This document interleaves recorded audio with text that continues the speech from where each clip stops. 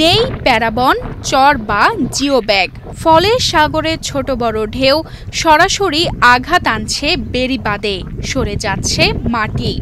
টেকসই সংস্কারের অভাবে কক্সবাজারের পেকুয়ার উপকূলীয় বেড়িবাঁধগুলো হয়ে উঠেছে ঝুঁকিপূর্ণ। স্থানীয়রা বলছেন, দ্রুত ব্যবস্থা না নিলে বর্ষায় বাঁধ ভেঙে বিস্তীর্ণ এলাকা প্লাবিত হওয়ার আশঙ্কা রয়েছে। ঘূর্ণিঝড় ৯১-এর পর বিদেশি সহায়তায় নির্মিত হয় কক্সবাজারের পেকুয়া, রাজখালী, মগনামা ও উজানটিয়ার বেড়িবাঁধ। সর্বশেষ ৫ থেকে ৬ বছর আগে কুতুবদিয়া চ্যানেলের রাজখালী ইউনিয়নের অন্তত ১০ কিলোমিটারের বাঁধ আংশিক সংস্কার করা হয়। বান্ডেল থাকলে প্রতি সেনমানিতে টাকা বাঁচবে। বিকাশ সেনমানি বান্ডেল কিনে জিতুন প্রতি লেনদেনে। তবে বকশিয়াঘোনা এলাকায় ১ কিলোমিটার বেড়িবাঁধ গত বছর থেকেই ভাঙনের কবলে পড়েছে।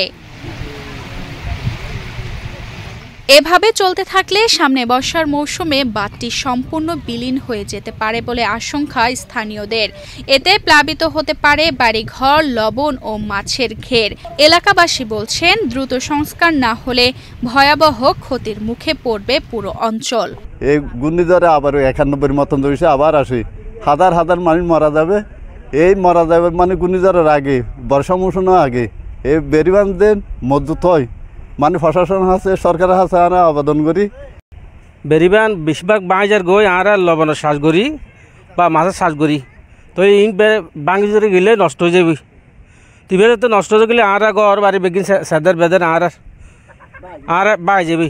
বেড়িবাঁধ বাইজার গর বাইবার আগে বর্ষার আগে বেড়িবাঁধ টেকসই বান্দিওয়াল্লা সরকারের কাছে ও প্রশাসনের কাছে আবেদন জানায়। এর মধ্যেই মন্ত্রণালয়ে প্রস্তাব পাঠানো হয়েছে। অনুমোদন পেলে দ্রুত সংস্কার কাজ শুরু হবে বলে জানিয়েছেন উপজেলা প্রশাসন। আমাদের পেকুয়া উপজেলার রাজাখালী ইউনিয়নের বকশিয়াঘোনা এলাকায় প্রায় ১ কিলোমিটার দীর্ঘ একটি বেড়িবাঁধ, যেটা অনেক দিন ধরে সংস্কার না হওয়ার কারণে এই খুব জরাজীর্ণ অবস্থায় আছে।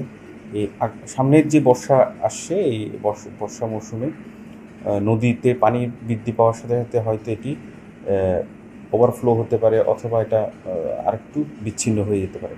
তো এই বিষয়ে আমি আমাদের পানি উন্নয়ন বোর্ড বান্দরবন ডিভিশনের সাথে কথা বলেছি এবং ওনারা একটা বড় পরিকল্পনা করছে সুইচ গেটগুলো এবং বেড়িবাঁধ সংস্কারের জন্য।